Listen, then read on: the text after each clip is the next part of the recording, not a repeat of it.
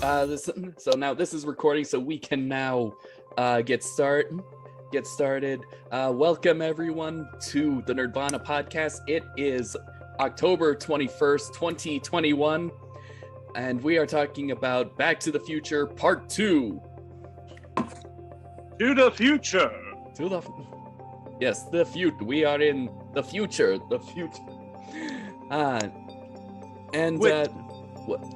What? Who said what? Who said wait? No. Sorry, I was positioning my phone here. Okay. All right. So this is the sequel to of course Back to the Future. Came out in 1989. Stars most of the original cast. The only one who's not reappearing was Crispin Glover as George McFly, and for a sequel, normally these kinds of sequels are usually kind of like can sort of be like a rehash of the previous movie. Part two is not actually, and it's actually a pretty good continuation. What do you guys think?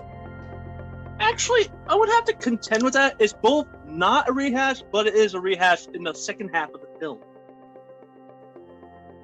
Okay. That being said, it's pretty interesting considering that it's a whole new adventure that is sort of connected to the first, but you wouldn't see it coming. Mm-hmm. Ian?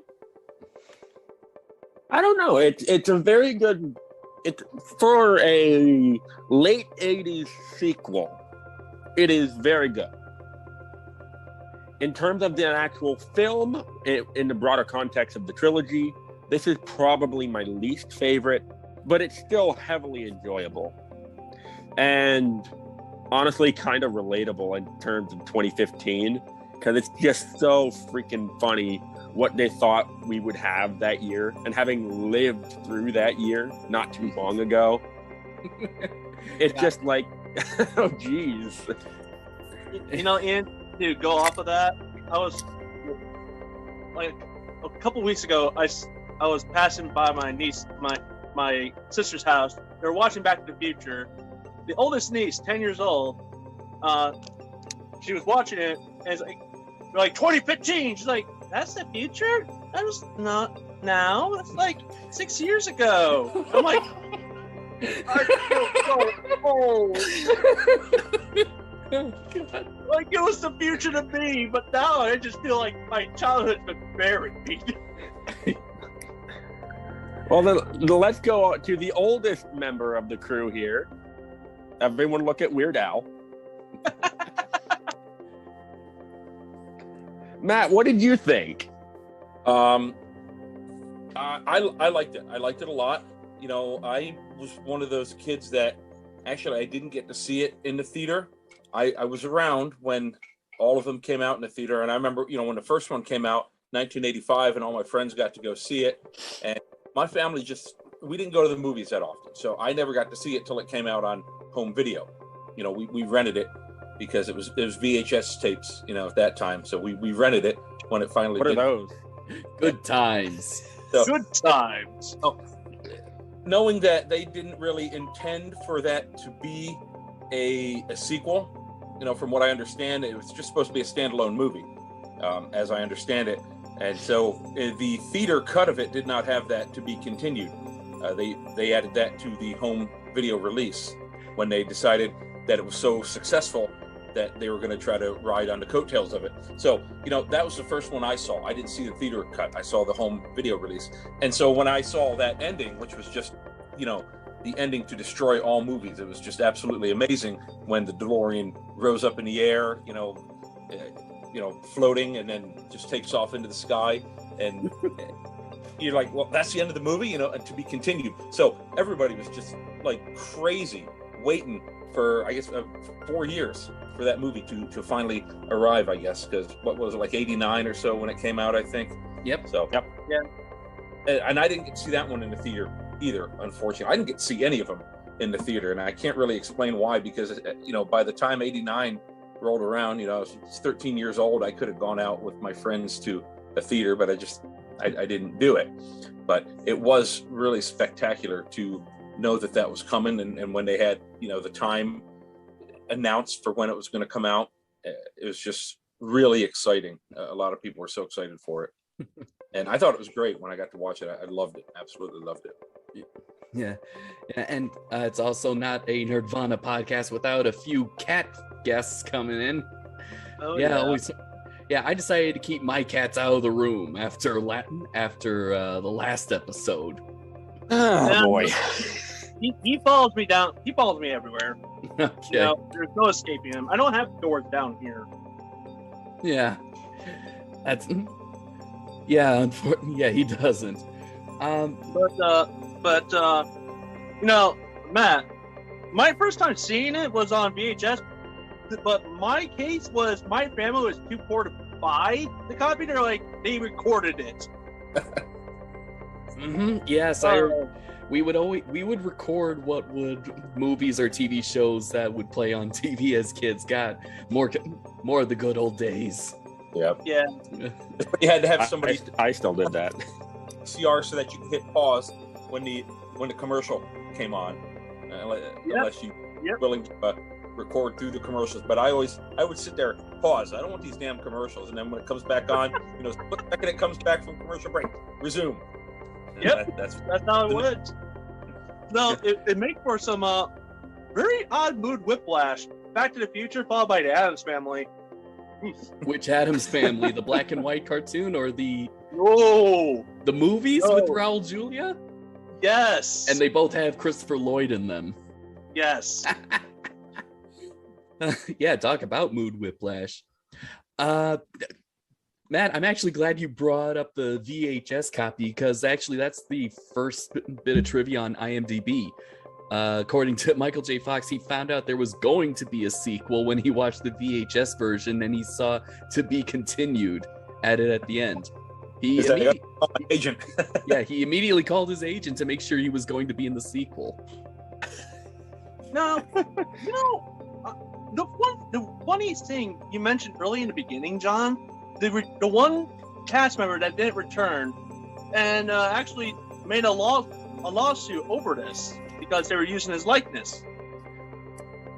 Yep, I have that pulled up right here. A lawsuit over Back to the Future 2? Yep. Yeah.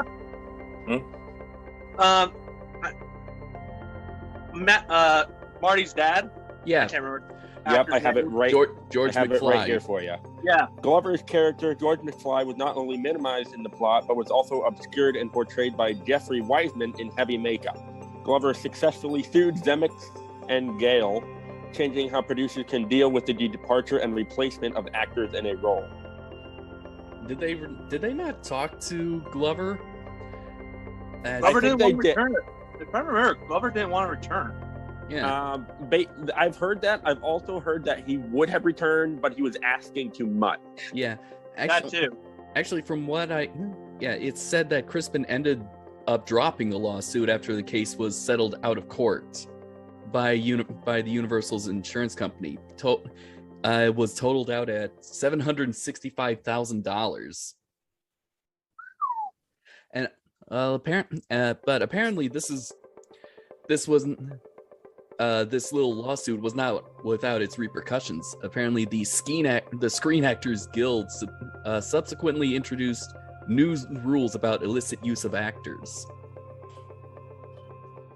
Yeah, so there's one repercussion that the movie made by accident, I'm presuming. Yeah. Take it for what you will. Is it good? Is it bad? Who knows? Who knows? But, you made mention about Crispin Glover not coming back, but he wasn't the only one. Yes, I did just remember. Yeah. Who was the second one? Marty's girlfriend, Jennifer. Right. Yeah. Why did what was the original actress's name? Was it Elizabeth Shue, or was that the name of the second actress? The one who replaced her. It was Claudia Wells, who was in the first one, and her mom had cancer. So she wanted to spend time with her mom, so she didn't come back. And they cast Elizabeth Shue, who looked very similar to her, and who I might add I'm distantly related to, which is kind of cool. So. No way! No way! line or something. It's Matt, cool. can you put in a good word about the podcast to her? Yeah. No, if ever meet her, I'll have a talking point. It's always cool. It's always cool when you actually find out when you either know or you are related to someone that was in movies. Apparently, my sister knows someone in Omaha who was related to an old Hollywood makeup artist who actually did work on the Frankenstein monster for Universal, the old black and white one. Ooh. So yeah, technically Hollywood royalty. So That's what I call. So, question for you guys. Okay, the elephant in the room. What did you think of the future? What came true? Okay. What Okay. didn't? Okay. 20 years ago, I guess maybe additional 25 years ago now. I actually thought this was the most plausible future that we would get with the way technology was progressing at the time. And I was really looking forward to hoverboards, and everyone, we all were, and I guess think- handheld devices, which we kind of have. They're not attached to our face. But I think. Well, I don't know, John. You can get a headset, and we do have VR. Yes, but does that really let you watch TV? Like Marty Jr. was doing in the dinner scene? Not was- quite I'm there I'm yet. sure there's an app for that. Remember Google Glasses? Not too long ago. That was actually a thing. Yeah. Google Glasses. I remember that. Yeah, I remember that. This was actually the subject of my earliest review series. Remember Clapboard Reviews, which was really just shit. That's a throwback. Long throwback. This was just long 6 years ago, in fact. It was really just an excuse to just talk about the predictions that Back to the Future made. Did they get them right? Did they get them wrong? And what's funny is that some of them did. Some of them did, or not. I can't quite remember. I think my funniest one was that remember at the very beginning when it's raining and Doc says, "Just wait 5 more seconds," and then all of a sudden it stops, and he goes, "Too bad the post office isn't as efficient as the weather service." My favorite one is that, no, that's kind of the opposite. I mean, we get 2-day free shipping on Amazon, and weather still changes day by day. Matt and I don't trust the weather anymore. We just look at the sky because we're outside all damn day, and that's the most reliable thing we have. You know, there's one thing I'm glad that hasn't come true: the damn shark. You mean Jaws? Jeez. You mean Jaws 19? Yes. Directed by Max Spielberg, son of Steven Spielberg. Yes. You know how annoying it would be driving by a movie theater and a virtual shark coming down in front of you? I'm actually surprised there's not more hover car crashes in that particular corner of the Hillbilly Square. That would actually be kind of annoying. You're walking through the square, and then all of a sudden a holographic shark just comes out and tries to jump at you. Hey, I'm walking here. Oh, But you got to keep in mind, John, that would be normal. You just keep walking and ignore it. That is true, yes. yeah. That is true. But power shoes. Do we have power shoes? They actually did make them. They only made one pair. Hold on. Yeah, they were ungodly expensive too. Ungodly expensive, but as it turns out, they only made one pair that were sold to someone, and whatever they made went to Michael J. Fox's Parkinson Research Foundation. And let's see, we do have hovercraft technology, sort of, not to that advancement. Yeah, I didn't mention that. Yes, it only hovers 1 inch off the ground, and it needs magnets. Yeah. Haven't quite got the technology to either produce a significant amount of air force to hover off, or able to, or at least calibrate it to the electromagnetic field of the Earth. The stupid two-wheel things that teenagers ride around and that occasionally explode don't count. No, I don't know why they.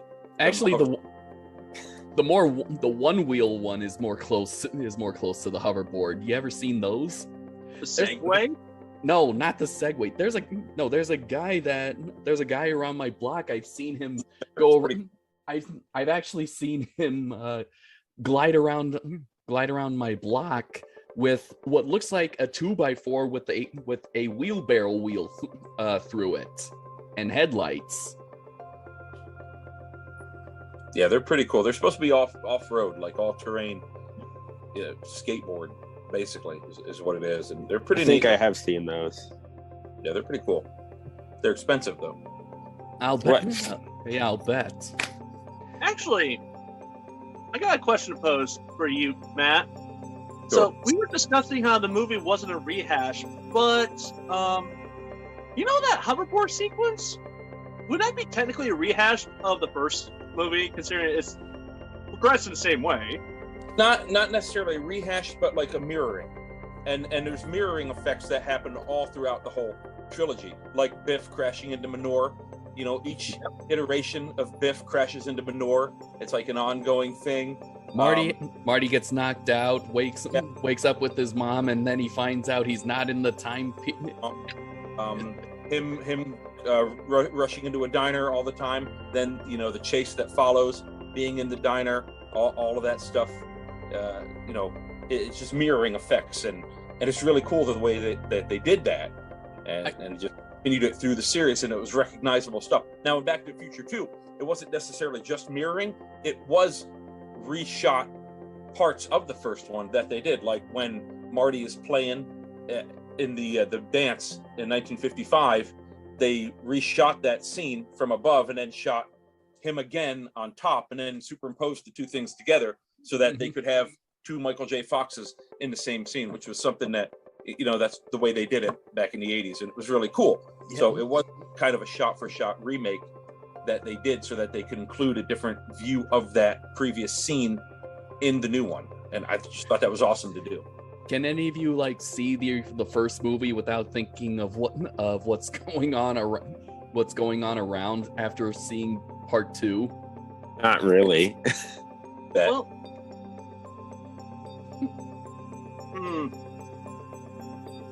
I mean, I sometimes think about that when I'm watching part 1. That Marty 2 is actually on the other side of the stage going around. Honestly, what I liked the most about part 2 was the fact that it explored two different concepts. Yes, we're going to the future, but what happens when you go back to the past when your previous self was already back to the past? Thus, two versions of Marty are in the past at the same time, looking at two different perspectives, and you didn't know there was a story going on behind the scenes. Like this, almost like an espionage kind of thing going on. And that's espionage. Oh my god! So they kind of incorporated not only more sci-fi, but also an espionage part to this. And Marty was having to sneak around. Doc said, under no circumstances can you be seen by your past self, or whatever you want to call it. So he was really having to be sneaky to not, cause this time paradox, as it were. So and of course, he had to dress up really like a thief, man. Had to go get himself some 50s clothes.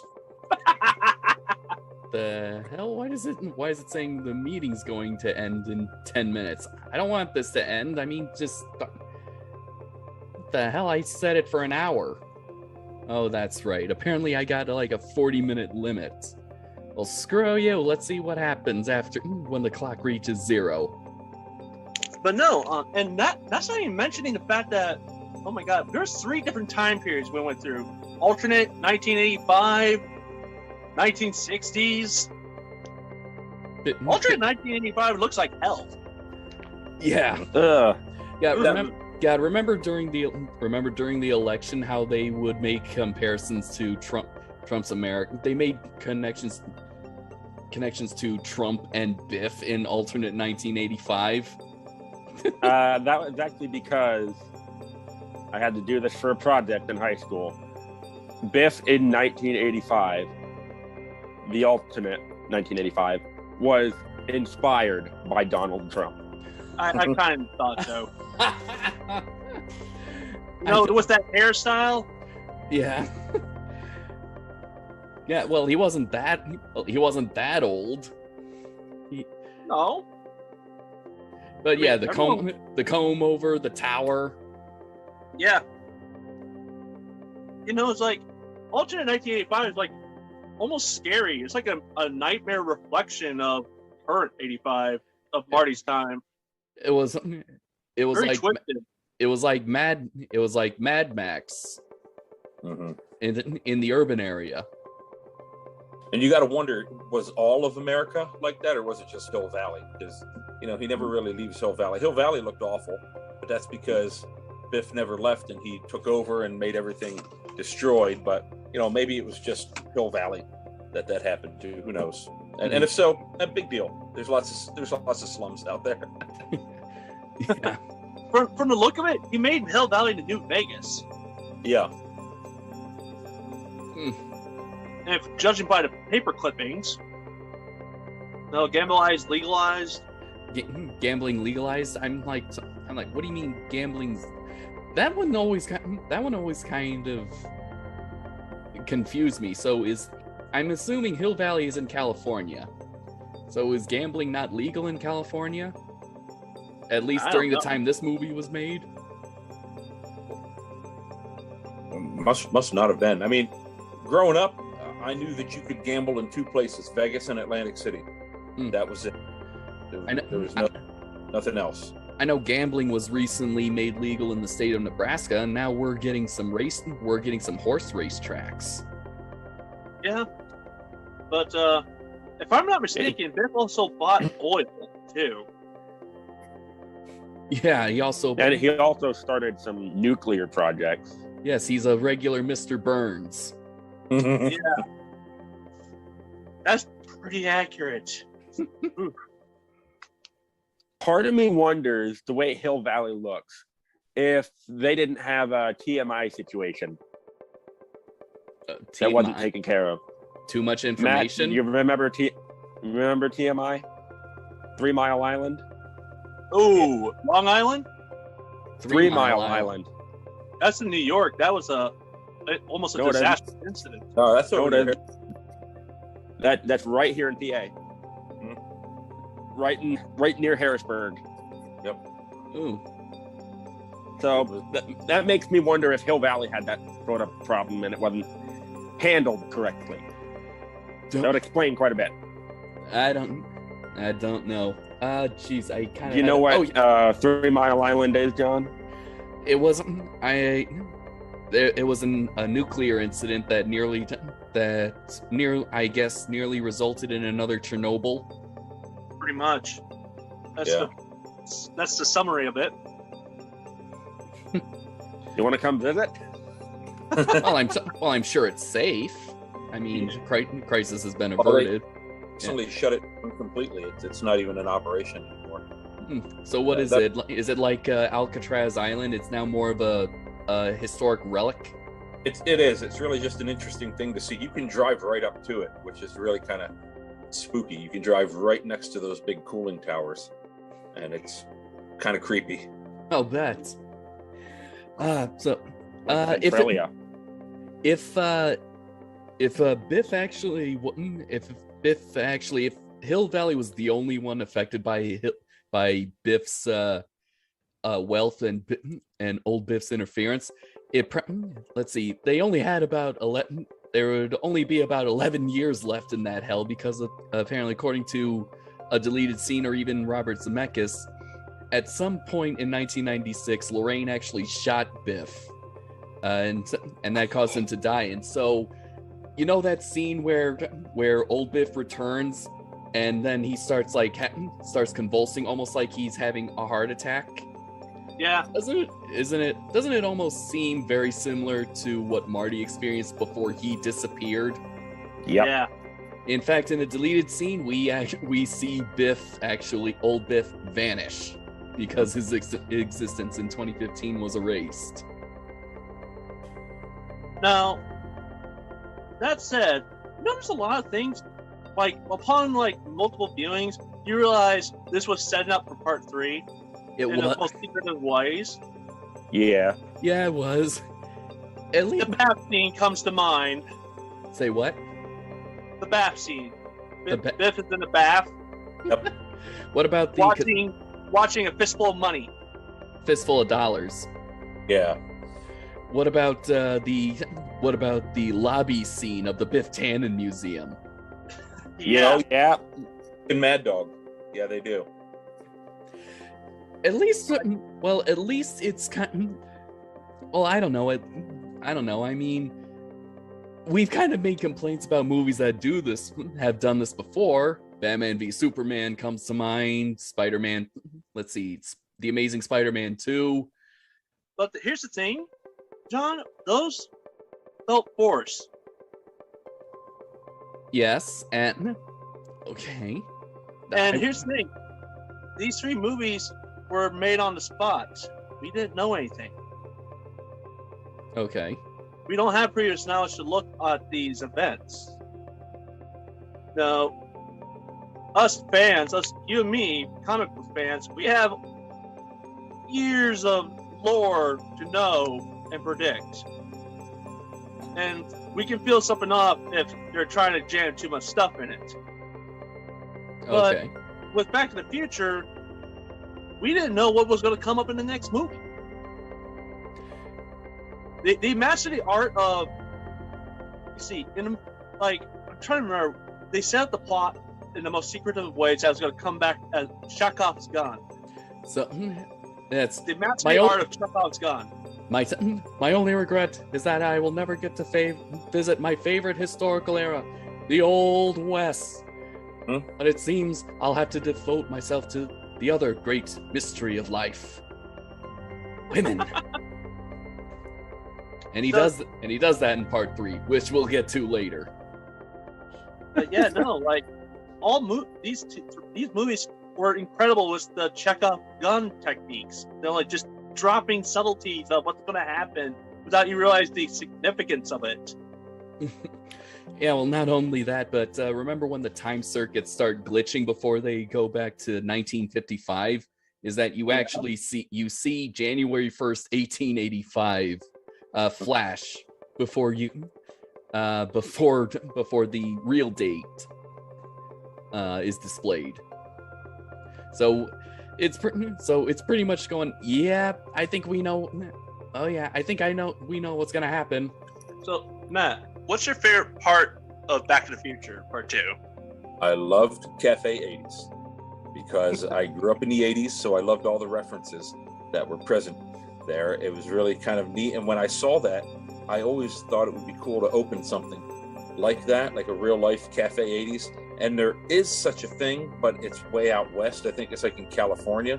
And it's not like a real Cafe 80s. It's just a place that does an 80s night, which I think they're really missing a golden opportunity because, everything 80s is hot right now. So I think if somebody were to open just a real Cafe 80s, they might not be able to call it Cafe 80s because of trademark rights with Back to the Future, but I'm thinking they could do something and just an all 80s themed cafe or a bar or nightclub. I think people would just love that. That's like $1 million idea.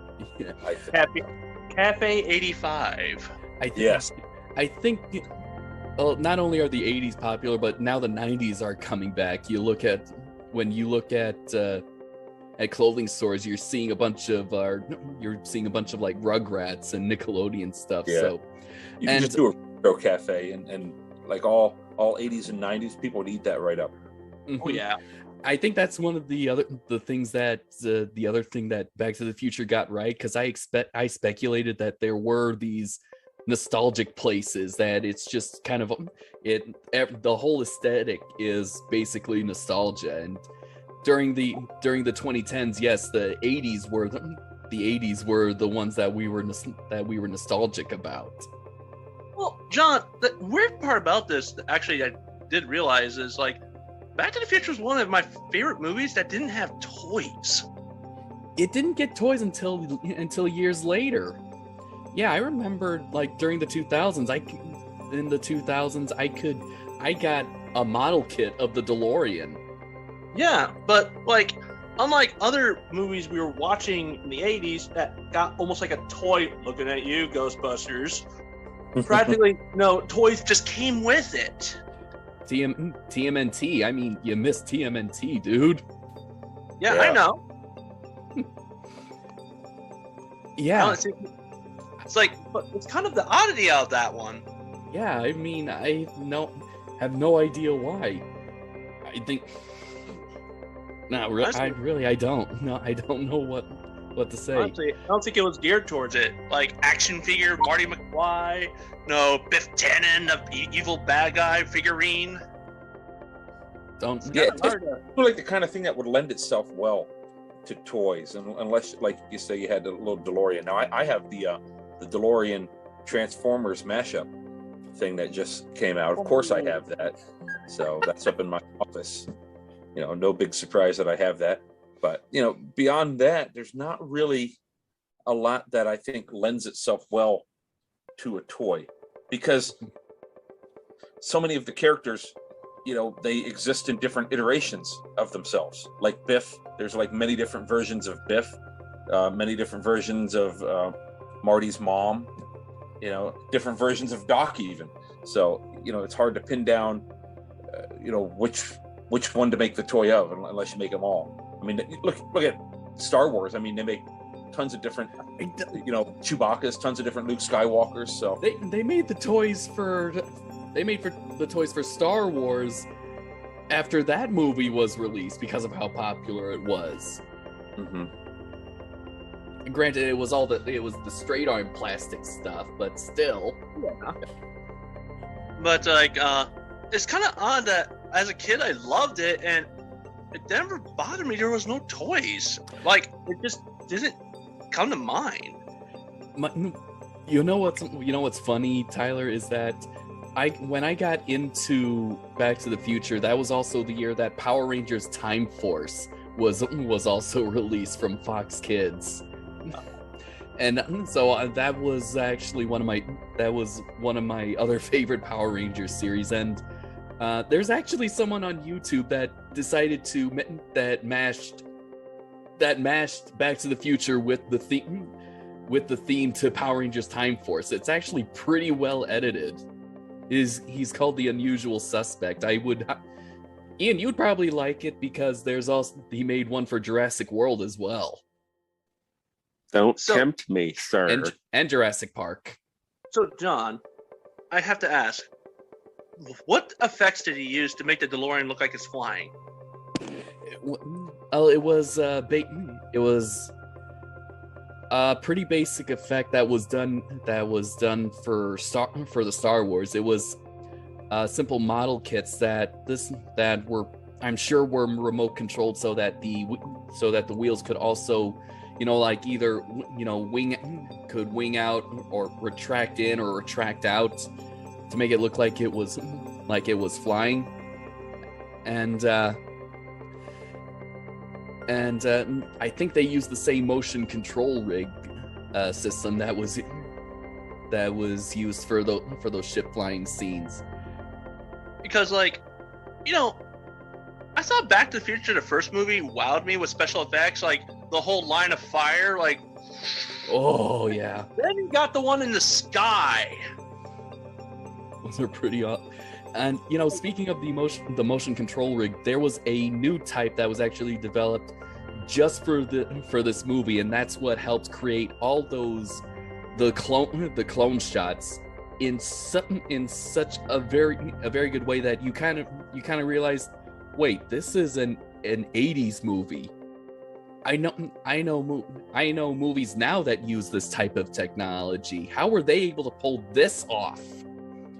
And it actually comes up in a video that I used for a reference in my in my recent cloning tutorial, and it's kind of amazing. So my favorite little technical aspect is how the VFX were just so ambitious for this when it comes to the clones, especially, and this leads to actually what becomes my favorite part of the movie nowadays, is when Doc has a conversation with himself. 85, yeah, about the experiment. I mean, Yes. it's a pretty simple method. You know, you have the traffic, that walk light, that walk light that's separating them, a good separation between the two actors, and then all of a sudden, camera focuses so that past Doc is in focus, and then shifts back to present Doc. That is something that would be very complicated before then. So I have to applaud really the visual effects of this movie, and also thank Zemeckis for doing that, because he was able to perfect this from using this type of technique in Who Framed Roger Rabbit. Yes.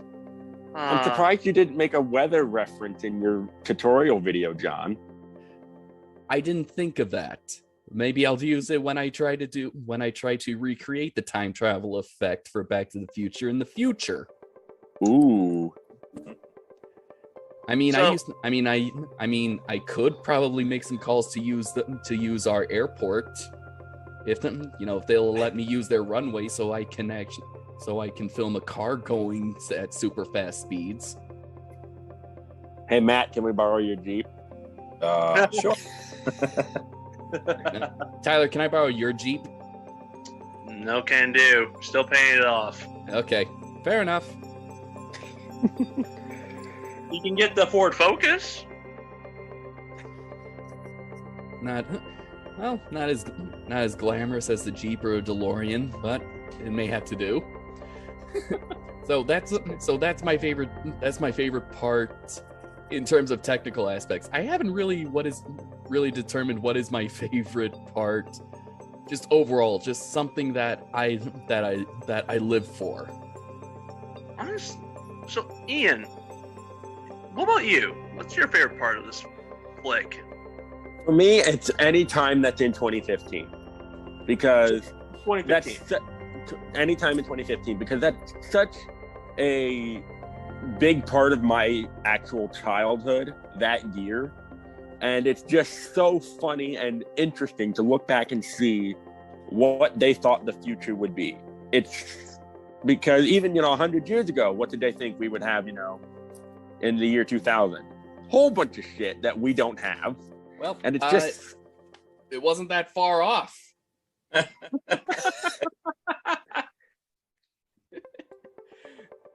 It's just so interesting to look back on that, and it's just funny to see how we have some of that stuff now. It's just really interesting, and it really makes you wonder what views we have of the future that are probably either going to be so far off or so uncannily accurate. All right, So Tyler, that just leaves you. honestly, okay, kid me at the time hated the last half of the film, found it boring and repetitive. Because why are we back in the same scenes as the first movie? No, kid me didn't understand anything. Adult me, however, more or less likes the last half more than the first half. Because while I love 2015 The Future, it was just mostly dressing. Kind of just there.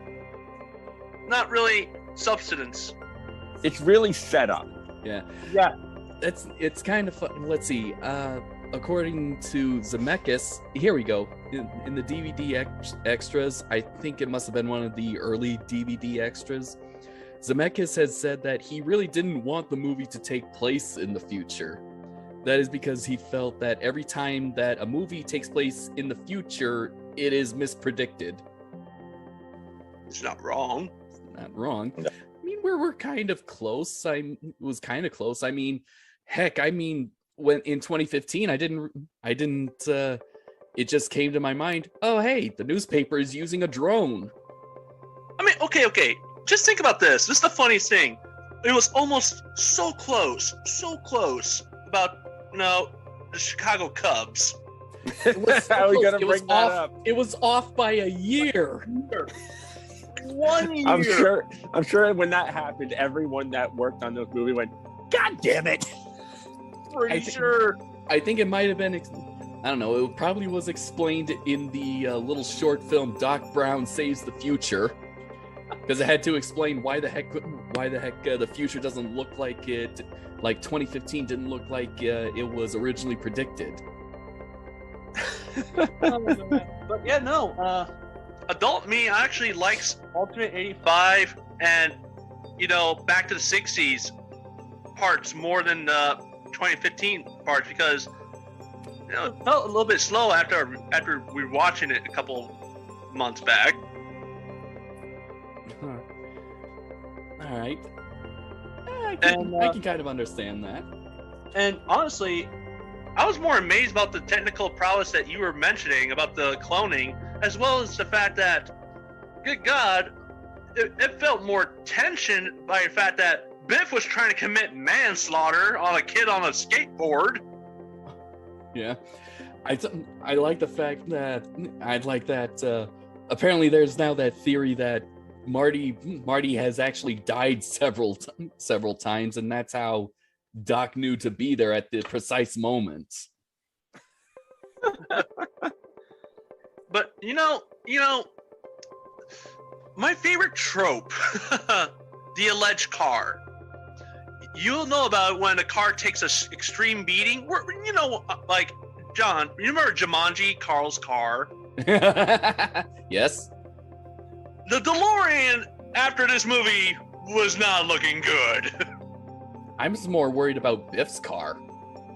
Well, that too, but just imagine, like, the DeLorean was doing pretty well up until this movie. At the end of this movie, the DeLorean was taking real hard knocks. It couldn't, fuel line was cracked. They tried to fix it by, they tried to fix it in the shop in the part 3, but they blew up something else on the car. We'll get to that later. Don't get ahead of yourself, Tyler. But this movie was not kind to this car at the end. Well, it also had elderly Biff drive it. Yeah, that's true. Yeah, he didn't know what he was doing. Things were going okay for the DeLorean until old Biff stole it. Yeah. Why did I feel like he went for a joyride?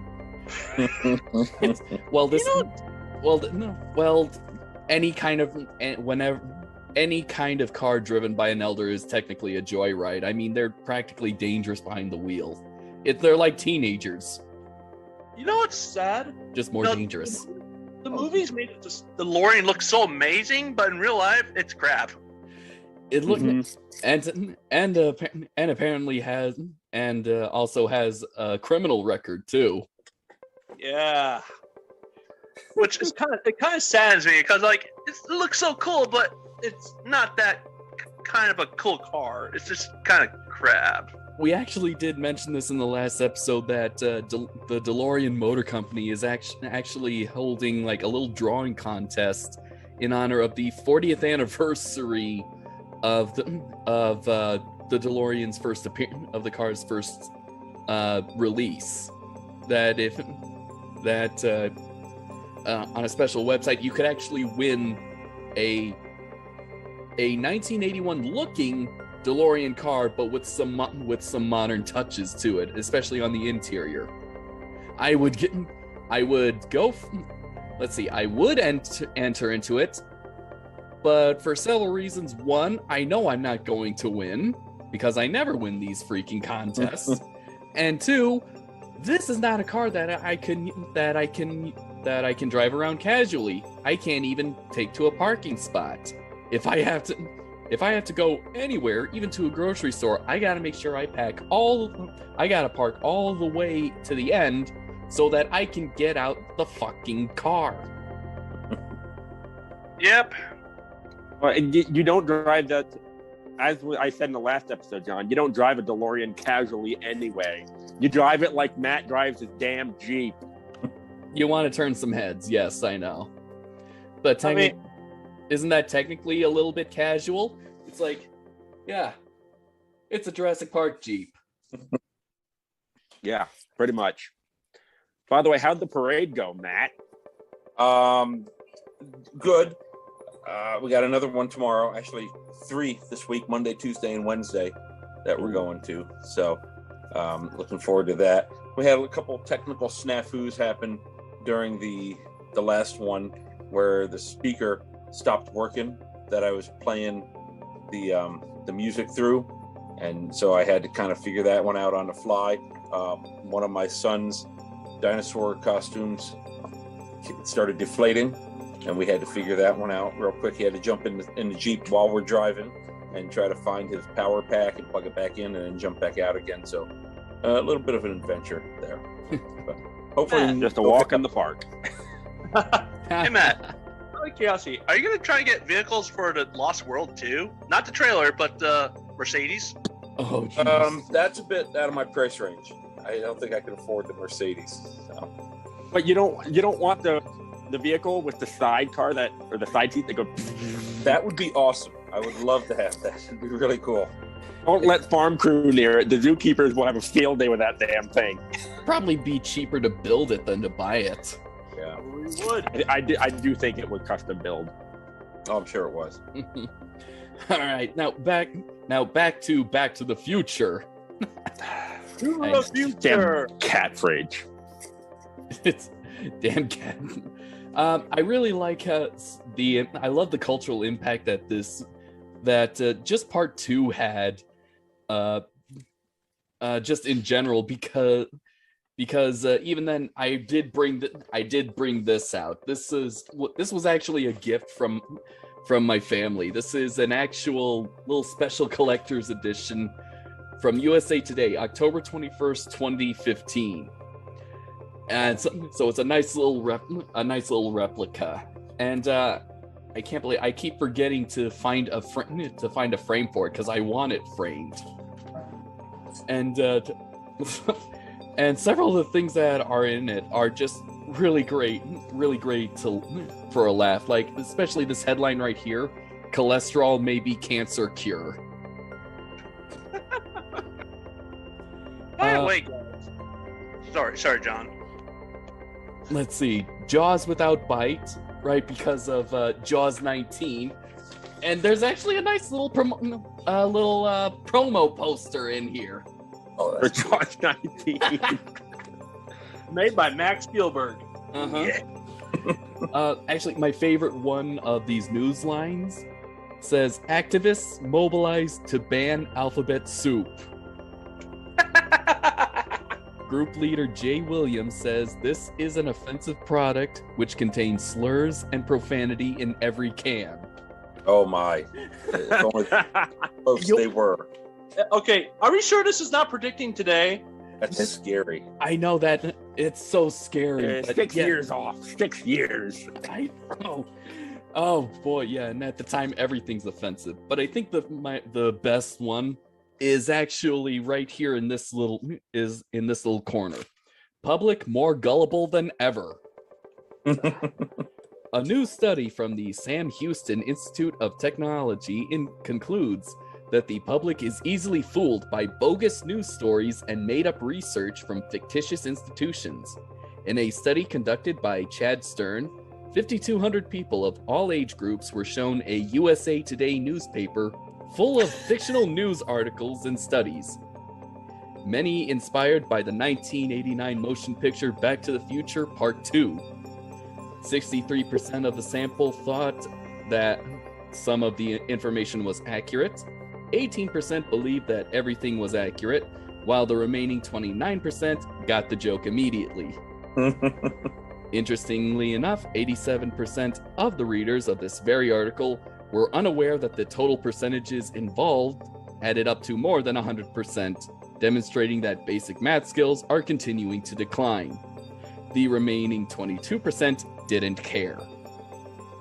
I love the joke in this. Right. I It's know, a joke within a joke. I know. I'm definitely getting this framed. If anyone, do any of you know where you can get a nice Go to Michael's, man. a nice newspaper frame size? They have those there. Michael's can get it measured for you. Okay. Oh, there you go. And the actual newspaper is not bad itself. Like a nice little article right there. Christopher Lloyd's relives the future, that kind of thing. And even in the art section, I haven't read any of these actually. I just wanted to keep it nicely preserved. And I mean, look at that. Look at that. Christopher Lloyd holding up the newspaper. God, that's just so wholesome, isn't it? Yeah. Freaking love What that. a newspaper. By the way, so Oh, come guys, on, Ian. guys, I want to point out, like, one of the things I love about Back to the Future movies is like a time capsule. Oh, absolutely. We talked about this last time. So in this movie, Japan apparently is taking over the world because of electronics. Marty has a job with them, which I found it pretty interesting. I'm like, was that a thing? Like, as a kid, I was like, was that a thing? Oh, what? Oh my God. Okay. 10-minute warning. They're getting ballsy now. But yeah, no, it's like, what do you guys think about the? I can't remember his name. Oh my God. Fujitsu. No. The guy goading Marty. Oh, Needles. That's Needles. that's Flea. Mm-hmm. Yeah. That was the one memorable part I liked about the 2015 one was him and Needles. Yeah. And the fact that you're fired has been printing everywhere. Yeah. But that's one thing that they got wrong about. Well, another thing they got wrong about 2015: fax machines. Yep. What's a fax machine? I mean, yeah, they're still around. Exactly. Okay, that makes sense. Yeah, we actually do still have fax machines. We get scanned. Well, don't technically call it a fax machine. We get scanned copies of like press releases sent to us, and we can actually get them through our emails. So that's something. That's something that was not even a concept in 1989, let alone 2015. Oh no. But yeah, no, it's like there's a lot of. I think the biggest strength, one of the fun things about part 2 is the dialogue. Not gonna lie. And I think that's kind of what makes it my favorite part of the movie. Just all around what I live for. Now, I'd have to agree with Ian.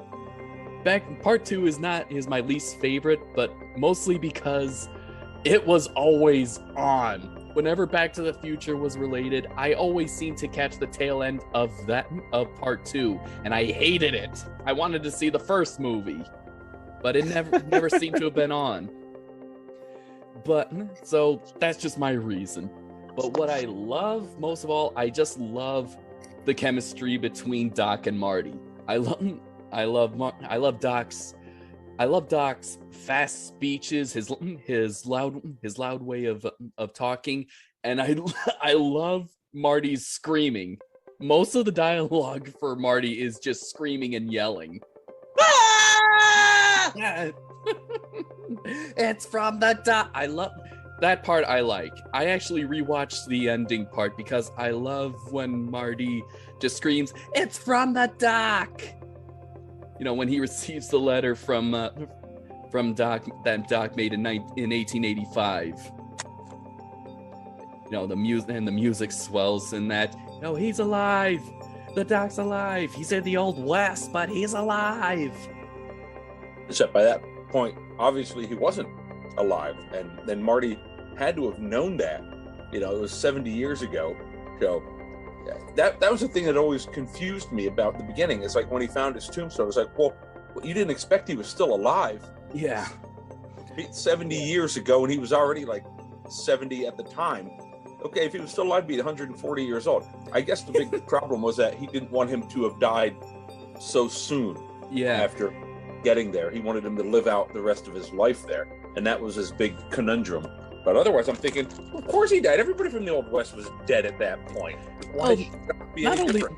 Not only that, how many trips through time did he make just in the past 24 hours? No, what was that doing to him at a molecular level? You know, how much cancer did he have at that point? I was talking more about Marty's perspective on time. No, not too, yeah. Honestly, I'm just more worried about, as Matt pointed out, like, what's the side effects of traveling that DeLorean with that nuclear power pack? First, well, I mean, it's nuclear. What is Mr. Fusion? Wait. Nuclear fusion? Not fusion, as in nuclear. So, yeah, nuclear fusion. Even though he says, he said, are you telling me this sucker's nuclear? No, this sucker's electrical, but I need a nuclear reaction to generate 1.21 gigawatts. So it is a miniature nuclear reactor on the back of that thing. So close to it every time. And apparently you need just several. You just need garbage mostly. In the updated version, in the first version, you needed plutonium. I know, yeah. And I mentioned how I don't like that addition to the DeLorean right now, Mr. Fusion, because it looks like a dinky little tail fin on a plane. But more practical. It is, yes, but where's one find plutonium lying about? Drugstores, apparently. Yeah, it is more. It's more available in every corner drugstore, but not 55. It's a bit hard to come by. Yeah. I'll admit it's more practical, but for me, it just kind of throws the whole silhouette off. Although it does have Mr. Fusion for more of the film series than without, because it gets it added there at the tail end of the first one, and then it's in it for all of 2 and all of 3. So the only one without it is really the original. Yeah. But, Are we? I have to wonder, with all the cars being hovered, are airplanes irrelevant? Or are they super speed? Maybe they're faster. Yeah. Could be faster. Oh boy, we're going like supersonics here. Yeah, they're not only super fast. They can actually travel higher than regular airplanes. So maybe they could be practically spaceships. Ooh. They just go up into orbit and wait until the Earth rotates to where they want to go, and then go drop down again. That'd take practical. That'd be a little. I think that would be a little too long, right? No. How fast does the Earth spin? I gotta. I'm no scientist on that. I thought after watching Dr. Stone, Tyler, they would have at least mentioned it. Yes. 100 miles an hour. Ian's looking it up. Shut up. Roughly 1,000 miles an hour. Okay. All right. So so technically that wouldn't be not too much time at all. So yeah, maybe that could work. I mean, John, you seen a wreck of 7? Yes. But that was even more science fiction than Back to the Future.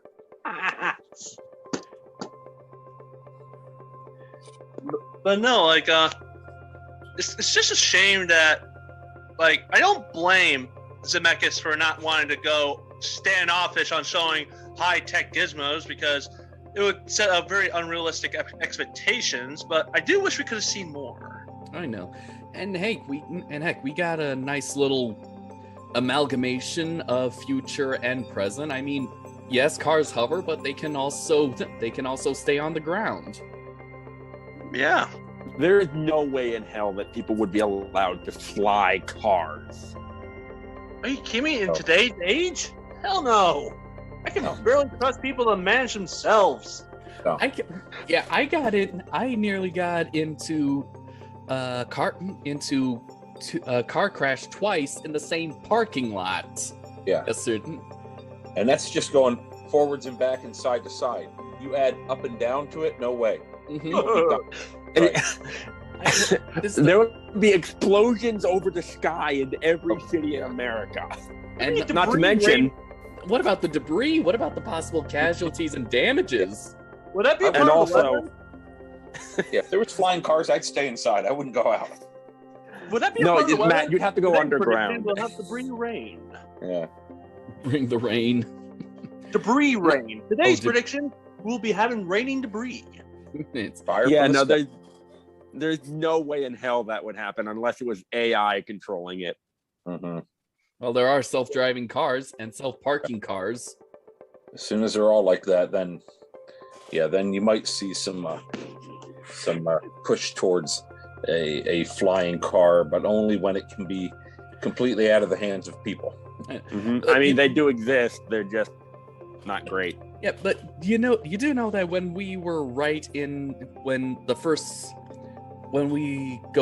into 2015, I mean, we do see air roadways. You know, like we have. There's no way you can enforce that. Where would there'd be? Well, you had never heard of air traffic cops? That'd be an interesting sequel for Super Troopers. Oh God! don't do that, man. I mean, I'm sorry. That just hit me. I mean, okay. Imagine this: high-speed pursuits in the skies. I'd watch crime TV for that. It'd be just interesting. It's like they're flying over mountains, forests, doing the TIE fighter thing with the Millennium Falcons and asteroids, weaving in and out of trees, trying to escape the police. Oh, but flying cars? I mean, think of the cosplay potential. You could actually make your flying car look and sound like a TIE fighter. Or an X-Wing. Oh God. But yeah, no, I just wanted to say that there's no way in hell flying cars would be allowed at this scale. So far, ratings, gentlemen? Okay, well, ratings. Back to the Future Part 2 may be my least favorite of the trilogy, but it's still part of my favorite trilogy. It's still pretty entertaining, and I come back mostly for the chemistry between Doc and Marty. So I give it 8 faxes containing "You're fired" out of 10. Is that good or bad? I'm making these references off the top of my head. I give it 8 sports almanacs out of 10. So you want to destroy the space-time continuum? Oh. I give up with you people. Goodbye. I'm ending this. Tyler? I will give it 8 great Scots out of 10. Okay, who's next? Okay, Matt? Well, it's like John said, it's the weakest of the 3. When it first came out, I loved it immediately. I loved it more than the first one because of the whole future aspect of it. I just thought it was neat to take it in that direction because I always wondered what it was going to look like. And after the first one, we were left with that teaser. We're going into the future now. So it was exciting to see it. And I loved it when it came out. And then when 3 came out, it made me forget all about 2. and 3 is just far superior to the first and the second, I think. But that's a conversation for a later date. 3 is just the pinnacle of the series for me.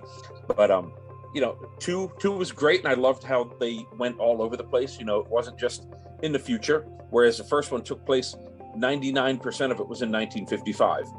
In Back to the Future 2, they were in 2015, back to 55, back to 85, the alternate 85, all over the place. Back to 55 again, just crazy amount of traveling. So that I thought was really fun. So I'm going to give it, what should I give it? I'm going to say 9 hoverboards out of 10. That's a good one. All right. Really glad we got to do this. This was actually a pretty fun conversation. This was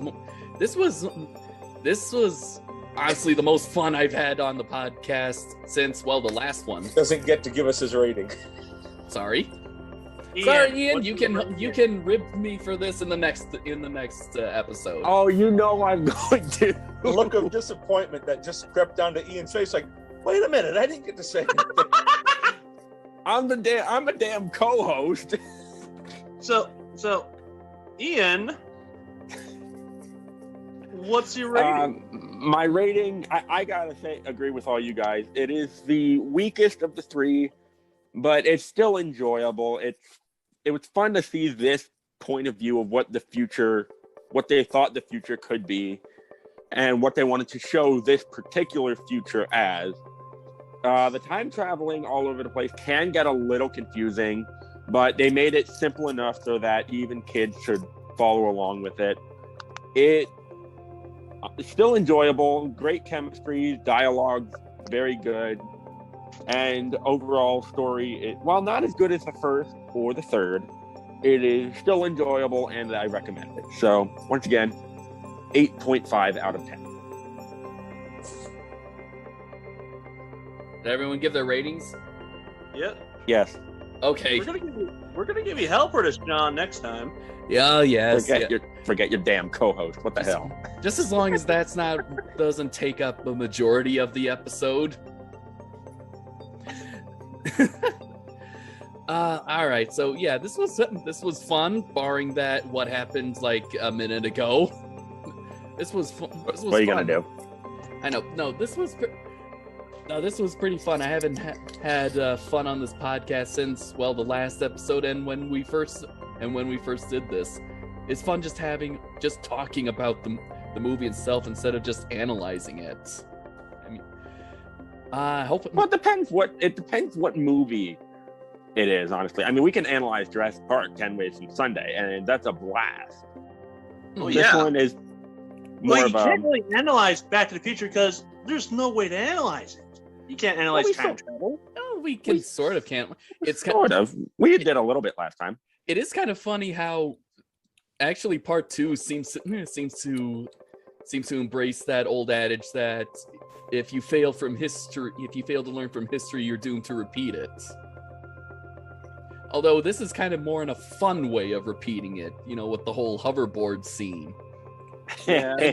and the alternate perspective of part 1.